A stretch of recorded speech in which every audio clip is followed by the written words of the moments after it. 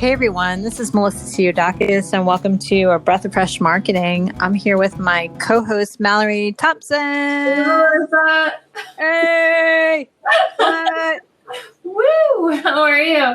Good. How are you? I'm good. Again, glad it's Friday. I had a bit of a crazy week. I've stopped eating dairy products. So What? Exciting news for the week. Yeah. Oh no, so you have to eat pizza without cheese? Is that what you're telling me? It's just breadsticks. I hate to break that to you. Yeah, that's all breadsticks is pizza without cheese. That sounds gross. It's fine. Life is a little bit more hollow than I remember it being last week. Okay. Because I can't fill it with cheese. But I also didn't realize how many foods have dairy in them. Like, my life is completely different now. So I'm learning how to eat again. And my children think I'm crazy. So it's well, fun. I hope you get through it. Thanks. Yeah, no, I feel good. It's made me feel better. It has definitely corrected the issue that I was having. Well, I had lactose intolerance until I was pregnant with Penelope, and then it just all went away, and I was eating cannolis and all kinds of bad things. You know, I had the opposite problem. Yeah, that's funny. I was fine until I got pregnant with all kinds of kids, and then all of a sudden I just can't eat ice cream. And yeah, my doctor was like, hey, have you ever considered, like, every time you eat dairy products you get sick, so maybe not eating them? No. So I cried for 24 hours straight, and here we are. So that's that's what's up. So that's my week. How's your week going? Well, my week was fine until today. Today hit, and all of a sudden, my technology took a big shit because every time I tried to get on a call today, my computer decided to not work. So every time I tried to use Zoom or basically Google Chat or any type of technology, my computer was like, no, not happening today. We're not having that kind of day. No. Oh, that's because you had like 1,000 calls booked back to back. So that makes sense for what happened today. I know. And I hated it. And I felt so bad because I was literally like 5 minutes late to every call. But it wasn't because I was just tardy and I had nothing better to do. It's because I was really trying to get on. And I kept having that spinning beach ball of doom on my Mac. So I was really upset about that. I was like, oh, why are you doing this to me? Why have you forsaken me, Mac? I hate you. It wants you to switch back to PC. That's why. No thanks. Kent builds you one. Kent builds computers. So I know. He can make you a nice one with rainbow flashing lights and everything.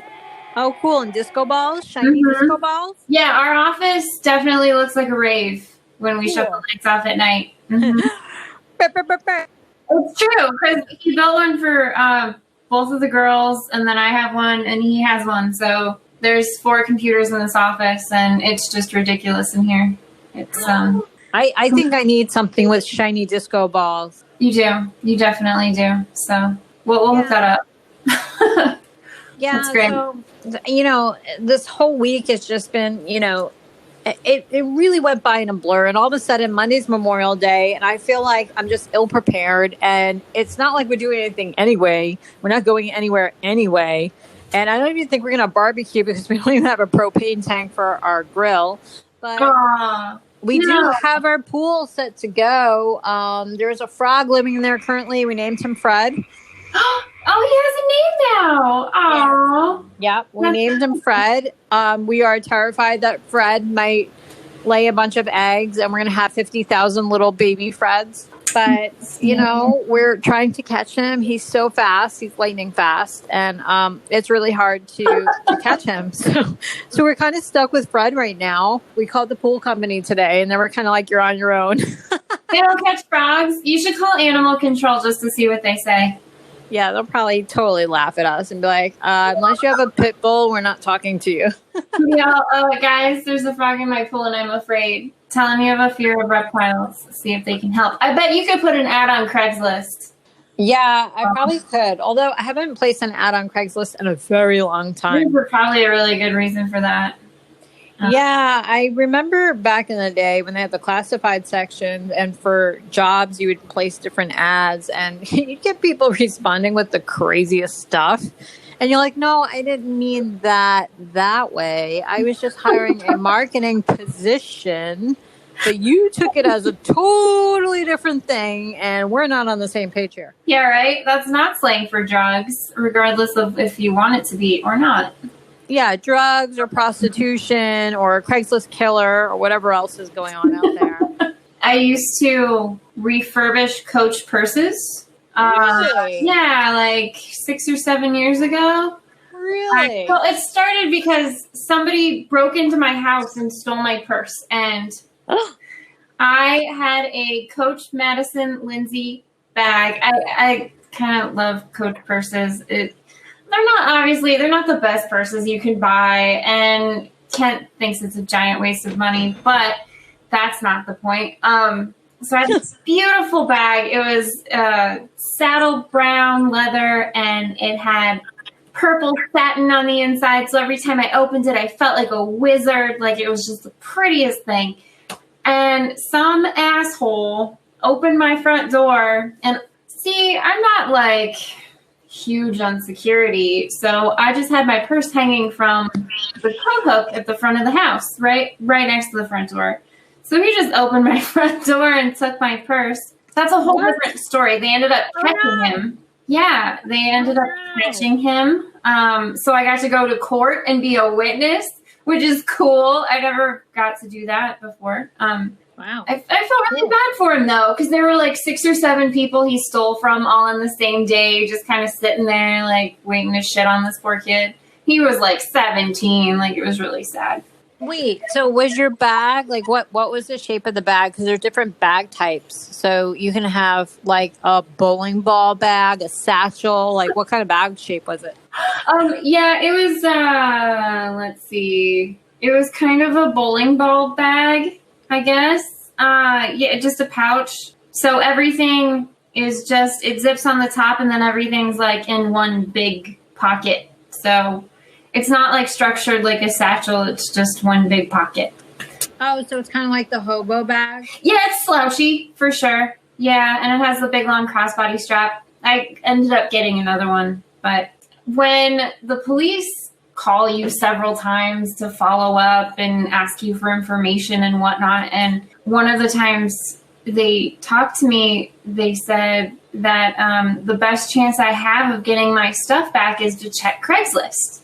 Because when people want to front something, they'll put it on Craigslist. Because if you take it to a pawn shop, you have to give your ID and you have to prove your identity.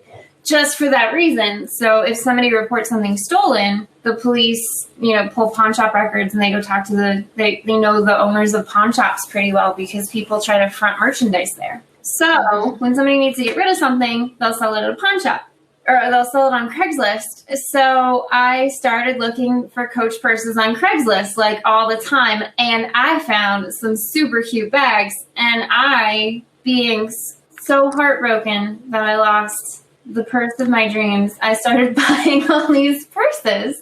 My husband got mad. So I started selling all these purses. And I would sell them on eBay. And kind of one thing leads to another, and then you get these deals on these bags that kind of need a little bit of fixing up, and I didn't know anything about, like, leather work or, like, how to restore leather, so I found a leather store in town, and I got super into it for a while, and, yeah, that's the story of that, how I got a 5-star rating on eBay, but it turns out, like, eBay people are kind of terrible. Oh, no. Just the customers that you get on eBay, they expect magical things purchasing secondhand handbags. It's a very interesting customer service experience. So I learned a lot about people trying to get free stuff. And sometimes the best thing you can do is say, hey, well, I'm not going to give you your bag for free, but here's this thing. I'll put it in the mail for you. So it was pretty fun. I had a good time with it for a while, but I don't do that anymore. I'm recovered. I'm a recovered Coach purse addict. But yeah, I got all these purses off Craigslist, and there's not as many junkies as you'd think that are selling their purses on Craigslist. It's mostly, well, I got a couple like angry boyfriends Oh, There were yeah. definitely a couple angry boyfriends. There were some sad stories, like a guy whose wife passed away, and I liked getting the stories behind the purses. You know, like people who have these collections usually have like, oh, I got that one at the mall when I was blah blah blah. You know, a lot of times because Coach bags, it's not a huge purchase, but people who are going to buy a Coach bag, it's usually on the upper end of their price range, so they usually have a little bit of a story about it. I have a story. about my Coach bag. Oh, do you have one? I do. Nice. What's your story? So, my husband and I had gone to, what was it called? It's a casino near us. It's not that far, a couple hours drive. It's near Foxwoods, and it's pretty popular. In any case, we went there, and we were staying there for about 4 nights, and they have this shopping mall attached to the casino. And everything in the shopping mall is very high-end, of course. And we went into the Coach store. And I saw this bag I really liked. It was really pretty. And it was like this maroon, deep red color. And it was so nice. And I was thinking to myself, it's perfect because my laptop would fit in it. So I can either use it as like a little laptop purse, or I can, use it for every day, or both. And he was like, well, do you like it? Do you want it? And I said, yeah. So, we asked what the price was. And the sales lady was very nice. She told us, and we were like, all right, we'll be back. And we'll leave. So we go to blackjack. We start gambling. And essentially our whole thing was, let's win the money so we can buy the purse. And that's exactly what we did. We ended up playing a couple of games. And by the end of the second day, we had enough to go back and buy the purse. Oh, wow. And that's what we did. And I have it and I use it all the time. It was Providence. Yeah. Oh, that's great. Yeah, so it was pretty cool. So I literally felt like I got the bag for free, even though that's hardly the case, because you're playing blackjack and throwing money at the table and everything. But it was really nice because we were up a good amount and we were having a lot of fun. And I was like, I'm like, this is so great. We're winning. And, I didn't even think about the purse at that point. I just thought how cool we're winning and we're doing well and we're having fun. And my husband was like, yeah, we need to go back to Coach and get you that bag. And I'm like, really? Oh, that's really sweet. That's romantic. So that's all the romance you need. We need to go back to Coach and get you that purse. That's like a marriage proposal. So nice. But so tonight we have Kelsey Pavelka. She's a teacher who found a creative way to hug her students during this quarantine. So I believe Kelsey's here with us right now. Hello, Kelsey. Hi, can you hear me? Hi, Kelsey. Oh, hey, I was Kelsey. yelling into my phone. Okay, great. Oh, no. I could hear you guys perfectly. Oh. Well, Kelsey Pavelka, you're a teacher. You found a creative way to hug your students during the quarantine. So, Kelsey, welcome. Can you tell us a little bit about yourself? Hi, yes. It's so good to be here with you guys. I am a second grade dual language immersion teacher in Muncie, Indiana. Wow. That sounds pretty amazing and complicated. Dual language. My goodness. Yeah, it's awesome. It's 80% of our day is in Spanish and 20% in English. So cool. Nice. Yeah, it's amazing. I absolutely love the program. ¿Cómo estás? Muy bien. Muchas gracias. ¿Y usted? Muy bien. Qué bueno, qué bueno. No, Kelsey, that's it. Photos. Okay. De nada. Nada. So what made you decide to become a teacher? So I actually did not get my undergraduate degree in teaching. I came to teaching after I graduated from undergrad through a program called Teach for America. And I was placed in Las Vegas, Nevada through that program. And I taught my first 2 years in Las Vegas while getting my master's degree at University of Nevada, Las Vegas. It wasn't really the path that I thought I would be on, but I fell in love with the program of Teach for America and ended up having a real gift for teaching, and through a lot of mentorship, ended up being a pretty good teacher. Oh, wow. That's pretty awesome. I actually went to school for teaching. That's how I started my career. Oh, wow. As a teacher originally before I ended up in marketing. But yeah, pretty awesome. I was an English teacher and I was also an ESL teacher. Oh, that's awesome. So, I always relate teaching to like marketing. Honestly, I lead a group and we have a business book that we read together because I feel like so much of teaching is like making the students believe that what you're saying is worth their attention. yeah, definitely. So that's wonderful. How did your wife come up with the design for the hug barrier? Yeah, so we were viewing our nightly TikToks as we do, and Nice. we saw this family on there who made a similar contraption to hug family members of theirs. They had I think it was like a newborn baby in the family, and they wanted to be able to hold her. And we saw the video, and we were just like, "Oh my goodness, this is the most amazing thing." We were kind of like, is there any way in the world we could do this? And we were thinking, maybe next week, maybe next month, I don't know. And then we realized I was going to have major foot surgery that Friday. So this is Tuesday night. Then we were like, wait a minute, if we're going to do this, we need to do it like now. And so with that, my wife went in the kitchen and started putting plastic bags together. And we got 2 plastic shower curtains. And the next morning we woke up super early and started putting it all up and putting it together. And later that evening, I put out a message to all of my families, inviting them over to my house. I sent them the video of the TikTok as well so that they knew what the heck I was talking about. And we just basically kept the door open all day. My first student came at 10:30 and my last student came at 7:30 at night. That's crazy. How long did it take to set the barrier up? It took 2 hours total in the morning. Just a lot of making sure that there were no gaps, that everything was like going to be safe for the students and safe for me. Nice. And how did you coordinate the visits from your students? Do you have a set time the door is open for, or do their parents make appointments to come visit? So it was just for that one day. And what we didn't end up running into this problem where there were multiple students at the same time, but we made chalk marked X's 6 feet apart along our sidewalk and down our driveway, just in case there was a backup of people. But we didn't end up needing them at all, which was nice. But yeah, it was just for that day after, because then, like I said, I was preparing for major foot surgery, and then now I am on bed rest for 3 weeks. So it was really quick. How many of your students came by to visit? So I had about 15 students come by, which previous to this, I was, trying to connect with my students virtually.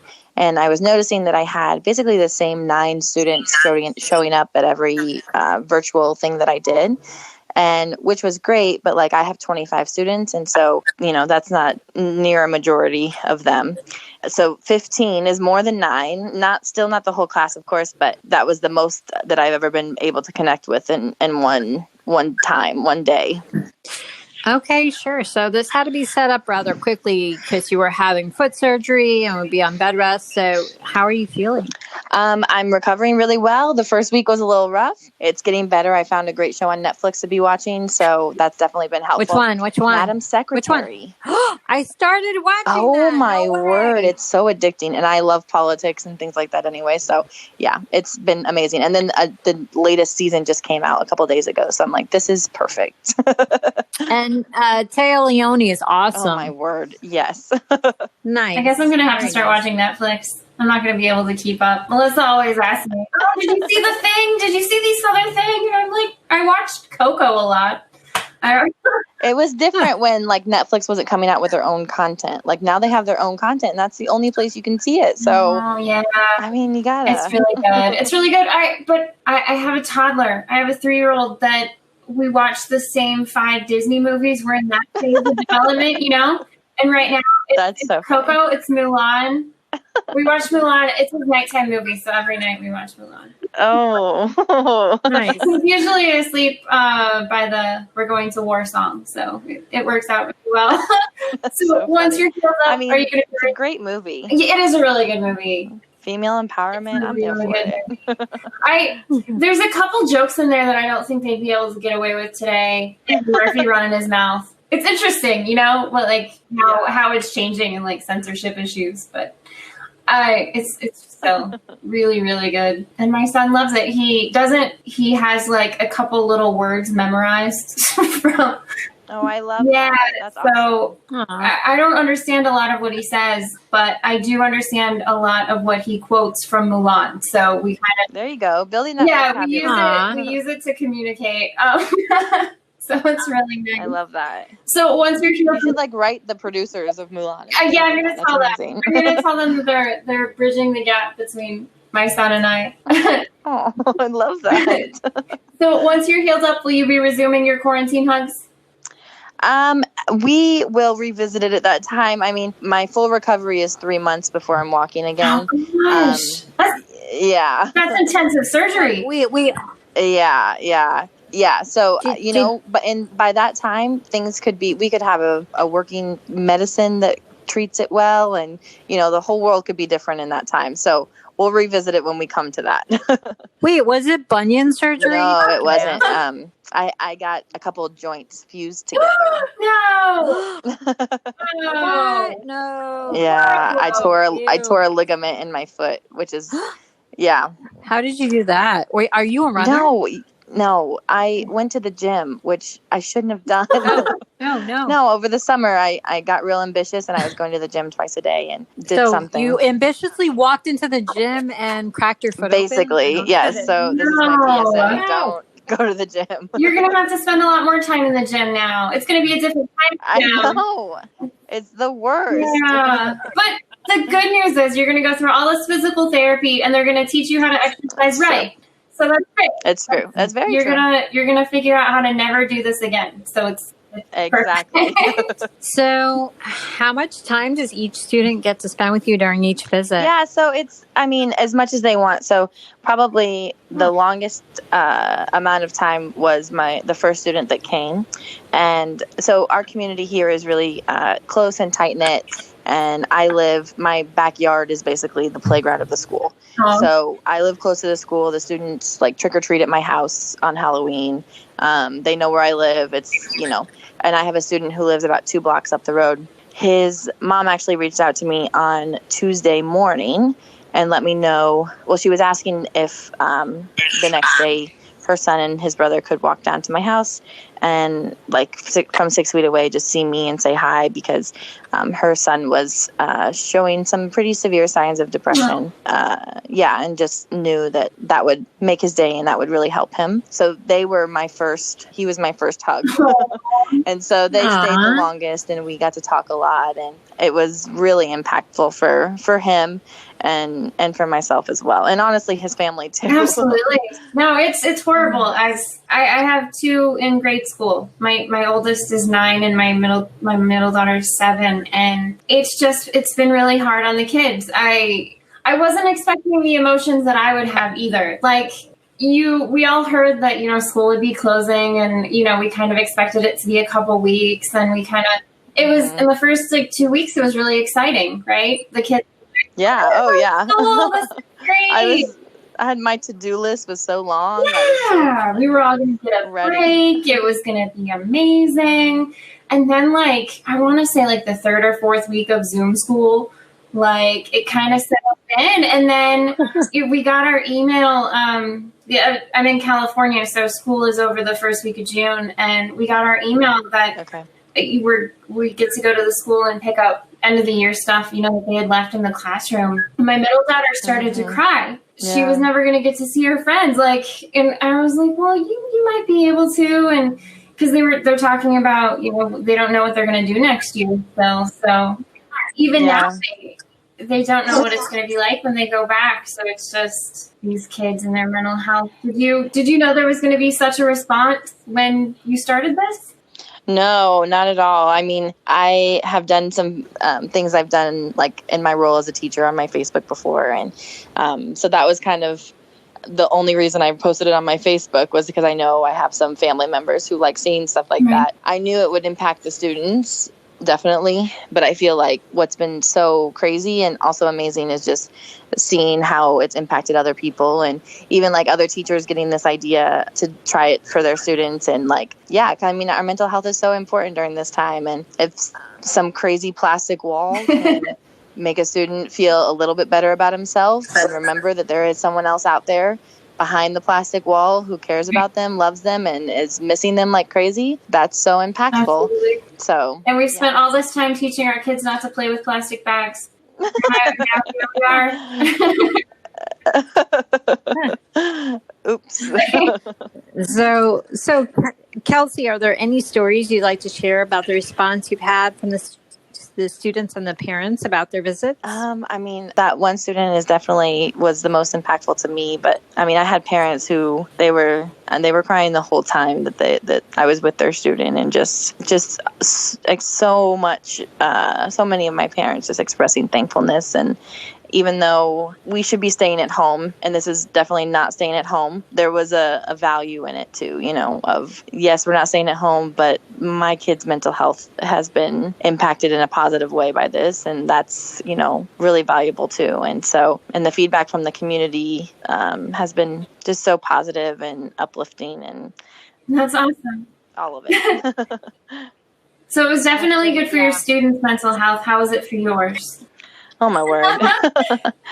So I was their second grade teacher, and I was also their first grade teacher. No. So I looped with these kids. Oh, so they're your kids. Those are your kids.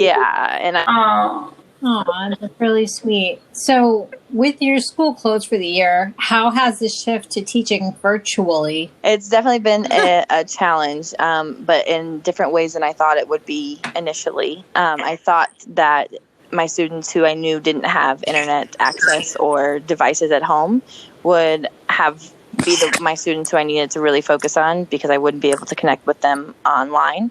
But it wasn't just those students. It was also my students who they did have internet at home. They did have devices at home, but either families were overburdened emotionally and sometimes physically with all of the stress and the pressure that was going on in their homes. And also sometimes it was an issue of internet capacity. And for example, I have a family who mom and dad are both working virtually for their jobs. And then older sister is getting high school credit for her classes that need to be completed online. And so their internet didn't have the capability to have another person doing a web conference, an online conference online. And so the second grader is who had to not be using the internet during those times. And so I'd never thought about internet capacity being an issue when it came to this. And so I am looking forward for the chance next year to kind of address some of these things that I never had to think about before, but be able to connect with more of my students, whether it be online or offline in different ways. We had the same issue at my house. Oh, really? Yeah, well, I work from home. So I'm used to being home, during the day and doing, Zoom calls and all this stuff. And all of a sudden I went from working at home to my husband's working at home. I have two kids that we all need to be on Zoom calls at 9:30 in the morning at the same time.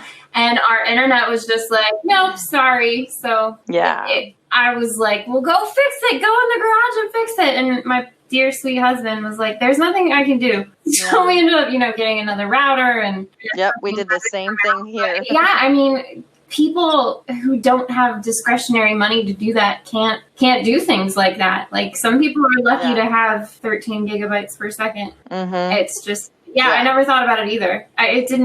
When that happened, it didn't even cross my mind that that could be an issue. I was just like, it's got to be that thing in the garage that I don't know anything about.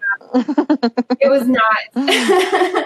It was definitely not. So, do you have any advice for parents or teachers who are struggling with digital school? I mean, the biggest, the kids' mental health has got to come first. And so this might be an unpopular opinion, but hopefully it's not at this point. If your kid is struggling so much that it's affecting their mental health, school needs to wait and mental health needs to come first. When we are able to gather again, when we are able to get back in the school building, I mean, teachers are superheroes. We're going to, figure out the gaps that are there and address them and teach to those gaps and get students caught up to where they need to be. But we can't do those things if our students come back with a lot of mental health issues, which is going to happen, but unaddressed mental health issues that make teaching them and getting them caught up a whole nother challenge. And so I think it's important for our parents and our families to be kind to themselves, be kind to their kids, and just focus on keeping a healthy and happy home above everything else. Definitely. And who would you say you look up to? That's a difficult one. I feel like I have a lot of people that I look up to. I've been pondering this one all day. It's a tough one. I know. It's like, what do you say? Do you say someone in your like family life? Is it right? Is it someone in your profession? Is it a celebrity? Is it celebrities? Is that still a thing people get do? it. I don't know.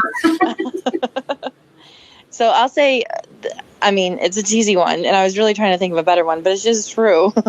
I look up to my mom a lot. My mom has overcome incredible odds to be where she is now, and she's an absolute inspiration and a total badass. So that's great. That is never a bad answer. You can always. Is there anything else you'd like to share with us tonight, Kelsey? I don't think so. I feel like we've covered so much. Well, awesome. So, Kelsey Pavelka, do you have any social media you'd like to shout out to your folks who are listening at home? Sure. I'm on Instagram at Perfectly Pavelka. I love it. And I share cute pictures of our foster kids and our cats and my wife a lot. Aww. That's great. It's very unprofessional, but that's cute. Great. So it's okay. What kind of cats? How many cats? Doesn't care about the foster kids, just about the cats. Oh, Melissa. 2 cats. One's brown, one's white. That's cat, breed. Right? I don't tell anybody I have a cat. That's awesome. They're best friends. Their names are Simba and Nala. Well, they have to be best friends then. Oh, that's sweet. Yeah, exactly. As long as they stay out of the elephant graveyard, they'll be fine. So, Kelsey, thank you so much tonight for joining us. We're really inspired by what you're doing right now with the children. And during this hard time, it's really nice that you're thinking about the kids and you're reaching out to them and trying to provide some sort of comfort during this difficult time. So really appreciate what you're doing with them. Awesome. Thank you so much. That's so sweet. It was nice talking to you. It was nice meeting you, Kelsey. Thank you. All right. Bye. Take care. Have a great night. All right. Bye-bye.